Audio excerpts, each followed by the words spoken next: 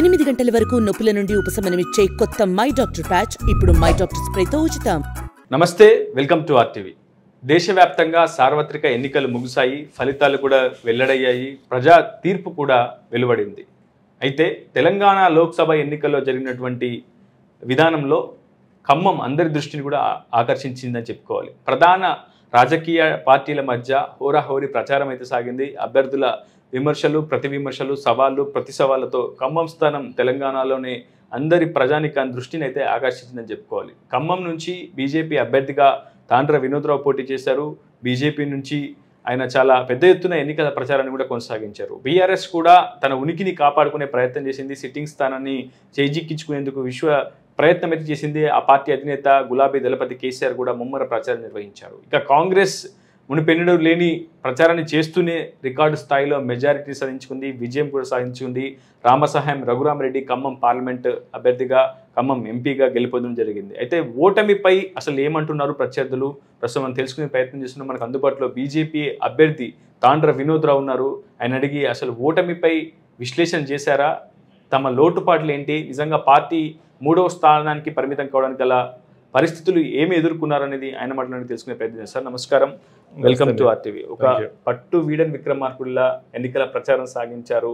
నిజంగా బీజేపీ ఈ స్థాయిలో ఫైట్ ఇస్తుందా అన్న ఒక వ్యూని అయితే తాండ్ర వినోద్రావు క్రియేట్ చేశారు. రాజ్నాథ్ సింగ్ కావచ్చు, కేంద్ర మంత్రులను, అగ్రనేతలను ఖమ్మం తీసుకొచ్చారు. ఖమ్మం ప్రజానికంలోకి, ప్రధానంగా గ్రామీణ ప్రాంతాల్లో కూడా బీజేపీని తీసుకెళ్లే ప్రయత్నం చేశారు. అటు మాదిగ సంఘాలను కలుపుకున్నారు, అణగారిన వర్గాలను కలుపుకునే ప్రయత్నం చేశారు. తెలుగుదేశం పార్టీ క్యాడర్ని కూడా స్వయంగా వెళ్ళి కలిశారు. ఒక స్థాయిలో నారా చంద్రబాబు నాయుడుతో కూడా ఇంటర్నల్గా మీట్ అయ్యారని ఒక ప్రచారం కూడా ఆ టైంలో చాలా పెద్ద ఎత్తున జరిగింది. ఇంత జరిగినా, ఇంత కృషి చేసినా, ఇంత కష్టపడినా తాండ్ర వినోద్రావు ఖమ్మం బీజేపీ 3వ స్థానానికి పరిమితం కావడానికి కారణం ఏంటి? ముందుగా గెలిచిన అభ్యర్థి రఘురామరెడ్డి గారికి శుభాకాంక్షలు. మా విషయానికి వస్తే ఇప్పటివరకు highest oats for BJP in Khammam రావడం జరిగింది. That's a positive side. Okay, మేము డెఫినెట్లీ అనుకున్నన్ని స్థాయికి రాలేదనేది చాలామంది మనసులో ఉన్న ఒపీనియన్. అది నాకు కూడా చాలామంది ఫోన్లు చేసి చాలా సింపతి వ్యక్తం చేయడం జరిగింది. ఓకే, మేము మనస వాచ కర్మ మేము అందరం ఉన్న పరిమితిలో 110% చేసాము.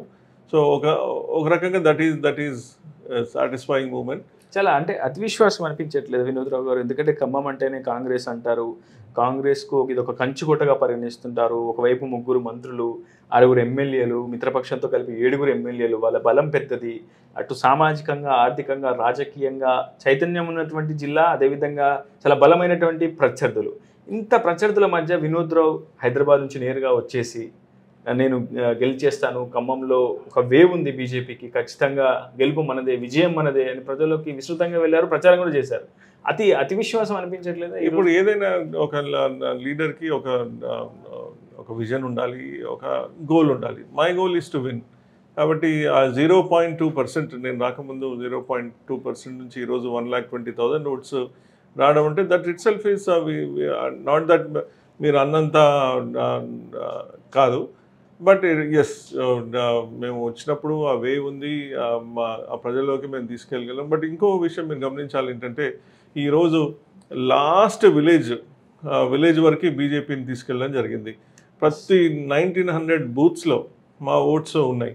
So that it self is a start. ఇప్పుడు ఒకప్పుడు లాస్ట్ టైం ఇంటర్వ్యూలో నేను చెప్పడం జరిగింది, 2 ఎంపీలతోటి స్టార్ట్ అయ్యి ఈరోజు 3వసారి కూడా ప్రభుత్వం స్టార్ట్ అయింది. So we have to start somewhere. ఇది 100% ఇది మాకు నైతికంగా మేము గెలిచామని మేము అనుకుంటున్నాం.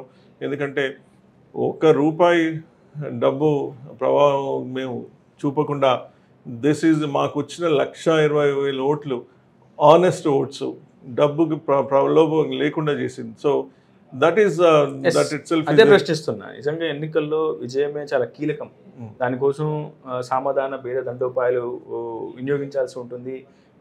అనేక వ్యూహాలు కూడా వదల్చాల్సి ఉంటుంది. సో కానీ ఎందుకు వినోద్రావు డబ్బు పంచలేదు? డబ్బులు లేకనా? మీరు అఫిడవిట్లో చాలా పెద్ద ఎత్తున వ్యాపారిగా పేర్కొన్నారు. సో ఇంత ఉన్నటువంటి మీరు ఇంత ప్రయత్నం చేశారు, ఇంత కష్టపడ్డారు, ఇంత శ్రమించారు. ఎందుకు పోల్ మేనేజ్మెంట్లో ఈరోజు ఓటర్లను అత్యధిక ప్రభావితం గురి చేస్తున్నటువంటి అంశాల మీద ఎందుకు ఫోకస్? ఈ డబ్బు ఇచ్చి చేయడం అనేది నాకు తెలిసి పోల్ మేనేజ్మెంట్లో పార్ట్ ఆఫ్ ఇట్ కాదు. This is out side the నైతిక పోల్ మేనేజ్మెంట్. సో బీజేపీ కానీ నేను పర్సనల్గా కానీ నేను వచ్చిన ఆర్ఎస్ఎస్ బ్యాక్గ్రౌండ్ కానీ ఇవన్నీ ఏవి ఎంకరేజ్ చేయవు. ఫ్యూచర్లో కూడా నేను ఆ విధంగా నేను పోదలుచుకోలేదని నేను అనుకుంటున్నా. ఎందుకంటే ఇది మనం ప్రజల దగ్గరికి నాయకుడు ఎప్పుడు ప్రజా సేవ చేయాలని వస్తాడు, కానీ డబ్బులతోటి ప్రలోభించి గెలిచి ఇదేదో కొని తెచ్చుకునే టైటిల్స్ కానీ కొని తెచ్చుకునే పదవుల గురించి I don't believe in it. I believe in honesty, integrity. కాబట్టి for me we have one morally. BJP ticket విషయంలో కూడా చాలా పెద్ద ఎత్తున ఒక చర్చ జరుగుతూ వచ్చింది. గతంలో మాజీ ముఖ్యమంత్రి తనయుడు జలగం వెంకట్రావు ఖమ్మం పార్లమెంట్ అభ్యర్థిగా పోటీ చేస్తారని చెప్పి చాలా పెద్ద ఎత్తున ప్రచారం జరిగింది. ఆయన కూడా తనకున్నటువంటి సన్నిహిత సంబంధాలతో మెరుగుపరుచుకుంటూనే ఖచ్చితంగా ఖమ్మం పార్లమెంట్లో పోటీ చేస్తారని ఒక టైంలో ఆయన కూడా ప్రకటించారు. కానీ ఆ 48 గంటల్లోనే ఏం జరిగిందో తెలియదు. అకస్మాత్తుగా వినోద్రావు తెర మీదకి వచ్చారు, బీజేపీ అభ్యర్థిగా ఎక్స్పోజ్ అయ్యారు. కానీ ఆ తర్వాత మీ అభ్యర్థిత్వం ప్రకటించిన తర్వాత జలగం వెంకట్రావు ఎన్నికల ప్రచారానికి ఎందుకు రాలేదు? పార్టీకి మీరు ఏమన్నా ఫిర్యాదు చేశారా? అసలు వెంకట్రావు మీరు కలిసి ఎన్నికల ప్రచారం చేయాల్సినటువంటి బాధ్యత ఇరువురు నేతల మీద ఉన్నప్పటికీ ఎందుకు మీ మధ్య సమన్వయ కుదరలేదా, సయోధ్య కుదరలేదా, పార్టీ అగ్రనాయకత్వం ఆ దిశగా ప్రయత్నం చేయలేదా అంటే ఏం చెప్తారు సార్? అది నెక్స్ట్ 2-3 డేస్లో మేము సమీక్ష సమావేశాలు జరుగుతున్నాయి. మీరు అన్న ప్రతి అంశం కూడా దాంట్లో చర్చిస్తారు. అప్పుడు of course those are all internal అనుకోండి, but will discuss everything in that meeting. ఏదేమైనా చాలామంది జాయిన్ దిస్ మూమెంట్, ఎందుకంటే అందరు జాయిన్ అయితేనే ఇది వచ్చింది. ఆఖరి విలేజ్ వరకు తీసుకెళ్ళడం జరిగింది. సో దాని గురించి ఎందుకు ఓటమి అనేది విల్ డిస్కస్. తెలంగాణ మొత్తంలో 17 స్థానాల్లో బీజేపీ పోటీ చేసినప్పటికీ వినోద్రావు పోటీ చేయడం హిందూ పరివార సంస్థలు చాలా పెద్ద ఎత్తున స్వాగతించాయి.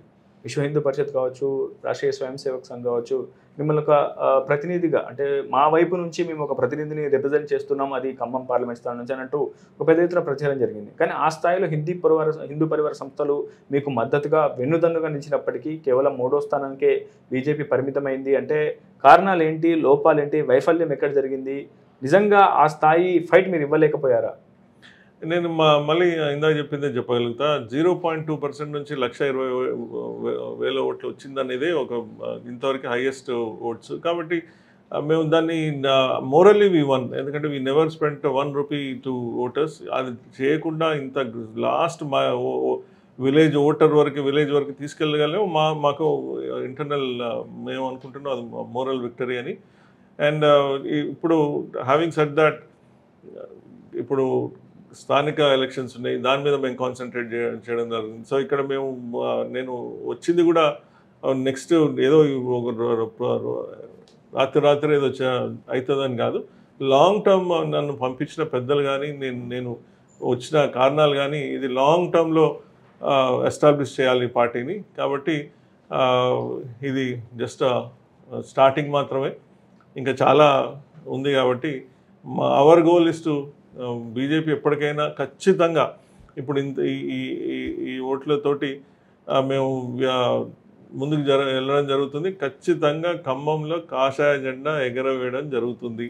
ఇంకా అదే ధీమా, అదే విశ్వాసాన్ని వినోద్రావు అయితే కనబరుస్తున్నారు. కానీ ఒక వర్గం రాజకీయ నేతలు చాలా బలంగా ఒక అపవాద కావచ్చు, ఒక వాదన కావచ్చు వ్యక్తం చేస్తున్నారు. డబ్బులు పోగొట్టుకోవడానికే వినోద్రావు ఖమ్మం పార్లమెంట్ ఎన్నికలకు పోటీ చేశాడు. నిజంగా మంచి వ్యాపారం చేసుకుంటే బాగుండు, అనవసరంగా రాజకీయాలకు వచ్చాడు, ఒకరిని విమర్శించడం రాదు, ఒక మాస్ పొలిటికల్ ఇజాన్ని ఒక వేవ్ని బిల్డప్ చేయడం రాదు వినోద్రావుకు. రాజకీయాలు ఆయనకి ఒక విధంగా సరిపోవు అనే ఒక వాదన ఒక వర్గం రాజకీయాలు. ఒక ఇంకా మేజర్ వర్గం, మీరు అనేది చిన్న వర్గం, మేజర్ వర్గం మాత్రం మీరు ఒక రిఫ్రెష్ తెచ్చిండ్రు పాలిటిక్స్లో.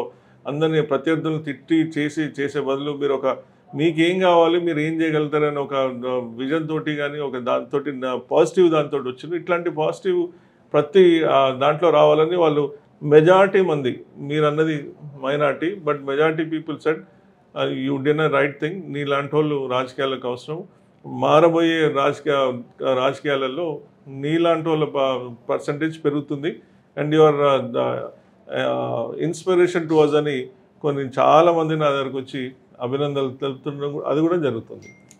ఈ వైఫల్యాన్ని పార్టీ అగ్రనాయకత్వం ఏ విధంగా స్వీకరిస్తుంది? మీకు ఇప్పటివరకు హైకమాండ్ నుంచి ఏమైనా కాల్స్ వచ్చాయా? ఈ రిజల్ట్ పట్ల అగ్రనాయకత్వం స్పందన ఏ విధంగా? చాలామంది నాయకులు ఇందాక కూడా చూస్తున్నారు, చాలామంది ఫోన్ చేస్తున్నారు. ఖమ్మంలో ఈ మాత్రం ఇట్లా వచ్చింది అంటే వారు చాలా హర్షం వ్యక్తం చేస్తున్నారు. అండ్ వారు ముందు స్థానిక ఎలక్షన్స్ కానీ ఇవన్నీ కానీ నువ్వు ఇక్కడే ఉండి దాన్ని ముందుకు తీసుకెళ్ళామని కూడా చెప్తున్నారు. ఎక్స్పెక్ట్ చేశారా వినోద్రావు గారు? నిజంగా మీరు 3వ స్థానంలో ఉన్నారు, 1,18,000 పైచిలకు ఓట్లు మాత్రమే వచ్చాయి. పోస్టల్ బ్యాలెట్స్లో కూడా 1,597 సమ్ ఓటింగ్ మాత్రమే మీకు వచ్చింది. నిజంగా ఏ స్థాయి మీరు ఎక్స్పెక్ట్ చేశారు? మొదటి స్థానంలో ఉంటారు అనుకున్నారా, 2వ స్థానం అనుకున్నారు? డెఫినెట్లీ ఇంతకంటే ఎక్కువ ఓట్స్ వస్తాయని నేను అనుకోవడం జరిగింది. I'll be lying if I say I expected this. లేదు, ఇంకా వస్తాయని అనుకున్నా. బట్ స్టిల్ స్వచ్ఛందంగా ఇవి ఓట్స్ అనేవి ప్రతి ఒక్క ఓటు కూడా 1,20,000 ఓట్స్లలో every vote is a genuine pure 24 carat gold vote ఇవి. కాబట్టి ఎటువంటి కాకుండా these are genuine votes. So in that way I'm happy. Of course it would have been great if I had won. ఎందుకంటే గెలవడానికి కోసమే ఎవరన్నా చేస్తారు కానీ ఈ సెకండ్ థర్డ్ ప్లేసెస్ కోసం చేయలేదు. అట్లీస్ట్ నేనైతే ఐ డెంట్ కమ్. బట్ ప్రజలు తీర్పు you have to respect it. And ఒక మోస్ట్ పవర్ఫుల్ మంత్రి వాళ్ళ కేంద్రం బూత్లోనే బీజేపీకి వాళ్ళకంటే ఎక్కువ వచ్చినాయి. So those are inspirational things. ఎక్కడో ఒక దగ్గర స్పార్క్స్ అనేవి ఉంటాయి. కాబట్టి అదొక స్పార్క్. ప్రతి విలేజ్లో ఎన్నో అని ఓట్స్ పడడం. ఇది కొన్ని ఖమ్మంలో మేము ఆల్మోస్ట్ సెకండ్ వచ్చినాం బూత్స్లో. కొత్తగూడెంలో కొన్ని బూత్స్లో you are number 1. So these are all అంటే ఇవన్నీ కూడా స్ఫూర్తిదాయకం. కొత్తగూడెం కాన్స్టిట్యూన్సీలోనే బహుశా 27,000 మెజారిటీ మీరు సాధించినట్టున్నారు. సో ఎక్కడ అంటే గ్రామీణ ప్రాంతాల్లో కూడా బీజేపీ చాలా దూసుకు వెళ్ళింది. మిగతా ఏరియాలో అత్యధిక ఫలితాలు వచ్చాయి. రూరల్ ఏరియాలో కరీంనగర్, ఆ బెల్ట్ వైపు మెదక్ లాంటి ఏరియాల్లో కూడా ప్రత్యర్థ పార్టీలు బలంగా ఉన్న చోట కూడా బీజేపీకి చాలా మంచి మెజారిటీ వచ్చింది. కానీ గ్రామీణ ప్రాంతాల్లో ఎందుకు ఆ స్థాయి ఓటింగ్ రాలేదు? అర్బన్ ఏరియాలోనే ఎందుకు బీజేపీకి ఆ స్థాయి ఫలితం వచ్చింది? దీన్ని బట్టి చూస్తే మేము గ్రామస్తులని మెజార్టీ వచ్చేంత దిశగా మేము వాడిని ఎడ్యుకేట్ చేయలేదని అనిపించచ్చు. రీచ్ అయినా కానీ మొత్తం మేబీ 10%, 20% రీచ్ అయినా కానీ ఇంకా గెలవడానికి అదర్ 30-40% రీచ్ కాలేదు. కాబట్టి మాకు ఇప్పుడు ఐడియా ఉంది ఎక్కడ మేము వైఫల్యం చెందినాం, ఎక్కడ మేము మోరల్ విక్టరీ ఎక్కడ ఉంది అని. సో దాన్ని బట్టి we have to strive hard. ఇది ఒక రోజుతో అయ్యేది కాదు. So we made a good start. And డెఫినెట్గా కార్యకర్తలకు నేను చెప్పేది ఏంటంటే ఇక ముందు దీన్ని ఇన్స్పిరేషన్ తీసుకొని స్థానిక ఎలక్షన్స్లో, ఎందుకంటే ప్రజలు మనని గుర్తిస్తున్నారు, మనం ఉన్నాము, మన ఉనికిని వారు గుర్తిస్తున్నారు. కాబట్టి కొన్ని ఓట్స్ ఇప్పుడే మా కార్పొరేటర్స్ కంటెస్టెడ్ కార్పొరేటర్స్ చెప్పడం జరుగుతుంది. కొన్ని దాంట్లో వాళ్ళకు కూడా చాలా ఎక్కువ వచ్చినాయని. అంటే మళ్ళీ చెప్తున్నా, దిస్ ఈజ్ ఒక్క 1 రూపీ కూడా మేము ఖర్చు పెట్టకుండా, ఇన్ ద సెన్స్ వాళ్ళకి జెన్యూన్ నోట్స్ ఇవి వచ్చినాయి. కాబట్టి వీఆర్ హ్యాపీ ఆన్ దాట్. దేశవ్యాప్తంగా సార్వత్రిక ఎన్నికల సినారియో చూస్తే మీకు అనిపిస్తుంది ఇప్పటివరకు మీరు 240 పైగా స్థానాల్లో దేశవ్యాప్తంగా మీరు ఎన్డీఏ కూటమి అయితే విజయం సాధించినటువంటి పరిస్థితి ఉంది. సో ఎట్లా అనిపిస్తుంది ఆ ఫీల్ కావచ్చు? ఎందుకంటే కొన్ని ఏరియాలో స్పెసిఫిక్గా అయోధ్య రామ మందిరం నిర్మించినటువంటి ఉత్తరప్రదేశ్లో మీరు ఆశించిన ఫలితాలు సాధించుకోలేదు, కానీ ఒరిస్సాలో చాలా మంచి ఫలితాలు మీకు వచ్చాయి. సో ఎక్కడ మీకు ఎదురు దెబ్బ తగిలినాయి? రామ మందిర నిర్మాణాన్ని మీరు చాలా ఎక్స్పోజ్ చేస్తూ వచ్చారు, అది సరైన సత్ఫలితాలు ఇవ్వలేదని ఏమైనా భావిస్తున్నారా? On the face of it చూస్తే అట్లనే అనిపిస్తుంది. ఎందుకంటే ఫలితాలు వచ్చి నిన్ననే కాబట్టి రానున్న రోజులలో విస్తృతంగా సమీక్ష సమావేశాలు అవుతాయి. అప్పుడు దాంట్లో కారణాలు బయటికి రావచ్చు. బట్ ప్రజల తీర్పు యూ హ్యావ్ టు రెస్పెక్టెడ్, గౌరవించాలి. సో డెఫినెట్గా ఉత్తరప్రదేశ్లో మాకు అనుకున్నన్ని రాలేదు. అట్లనే మీరు చెప్పినట్టు ఒరిస్సా కానీ అట్లీస్ట్ కేరళలో ఒక సీట్ అయితే వీ స్టార్టెడ్. కాబట్టి అది నాంది కావచ్చు. తమిళనాడులో we have to still we are there but not there. కాబట్టి నిజంగా అన్నమల లాంటి వ్యక్తులు ఓడిపోవడం కావచ్చు, మహారాష్ట్రలో ఆశించిన స్థాయి ఫలితాలు రాకపోవడం, యూపీలో ఎస్పెషల్లీ ఆ స్థాయి ఫలితాలు నిజంగా ఎట్లా అనిపిస్తుంది? ఎక్కడో ఏదో తప్పిదం జరిగింది అని ఒక ఇండికేషన్ ఏమన్నా అనిపిస్తుంది? అది డెఫినెట్గా ఇప్పుడు దాంట్లో వాట్ ఈజ్ రాకెట్ సైన్స్ ఇప్పుడు రాలేదు కాబట్టి అది 100% ఏదో తప్పని జరగడం బట్టే కదా అయ్యేది. సో 100% కాకపోతే ఏం జరిగింది అనేది దాన్ని చూసి యాక్సెప్ట్ చేసి మళ్ళీ దాన్ని ముందుకు పోతున్నదే భారతీయ జనతా పార్టీ ఒక స్ట్రెంగ్త్. మేము will never shy away from these things. మేము 100% దాన్ని ఒప్పుకొని దాన్ని సర్దిద్దుకొని మళ్ళీ ముందుకెళ్తాం. అందుకని 2 సీట్ల నుంచి ఈ స్టేజ్కి వచ్చింది కాబట్టి తప్పకుండా ఒక్కోసారి పొరపాట్లు అనేది జరగడం సహజం. Will rectify it if there or any పొరపాట్లు. ఫైనల్గా మీ గెలుపు కోసం ఎన్నికల ప్రచారంలో మీ అబ్బాయి వినీత్ కావచ్చు, మీ వైఫ్ కావచ్చు, కుటుంబ సభ్యులంతా కూడా దాదాపు కొన్ని గంటల పాటు, రోజుల పాటు వాళ్ళ వ్యక్తిగత పనులను వదిలిపెట్టుకొని ఎన్నికల ప్రచారంలో పాల్గొన్నారు. చాలా హోప్ వ్యక్తం చేశారు వాళ్ళు కూడా. ఖచ్చితంగా ఈసారి బీజేపీకి మంచి వేవ్ క్రియేట్ అవుతుంది. సో అసలు నిజంగా వాళ్ళు ఇప్పుడు ఏమంటున్నారు? కుటుంబం నుంచి మీకు ఎలాంటి మద్దతు ఉంది? నిజంగా వాళ్ళు ఆవేదనలో ఉన్నారా? అసలు ఏంటి సిచ్యువేషన్? మీరు మానసికంగా ఎలాంటి స్టేజ్లో ఉన్నారు? ఈ రియాలిటీని ఒప్పుకోవడం తప్పదు. But it is a lesson for us everybody. Even మా పిల్లలు still they are young. 1 is 26, 1 is 22. బట్ వాళ్ళు చేసిన పని 40-year-old 50-year-old చేసినట్టు ఉంది. అది అందరూ కూడా అనుకుంటున్నారు. ఒక క్యాంప్ ఆఫీసు, ఒక 26-year-old పర్సన్. మీరు కూడా చాలా సందర్భాల్లో, మనం కూడా చాలా సందర్భాల్లో డిస్కస్ చేస్తున్నాం ఎంత కూల్గా కలెక్టెడ్గా తను చేసిండు. So it's a lesson for them, it's an experience for them. చాలా చిన్న వయసులోనే they have expose to this. I'm sure they have a bright future. And వాళ్ళు కూడా దే ఆర్ క్వైట్ కంటెంటెడ్. ఎందుకంటే ఎక్కడ లేని దాని దగ్గర వచ్చి మనం 0.2% నుంచి ఇక్కడికి వచ్చిన సందర్భంలో it's a life is we have to learn from it. And రానున్న దాంట్లో మనం గత పాఠాలలో ఉన్న వైఫల్యాలు నేర్చుకుంటేనే వచ్చేటప్పుడు నెక్స్ట్ దాంట్లో సక్సెస్ ఉంటుంది. I'm sure they have noticed it and it's a good learning experience for all of us.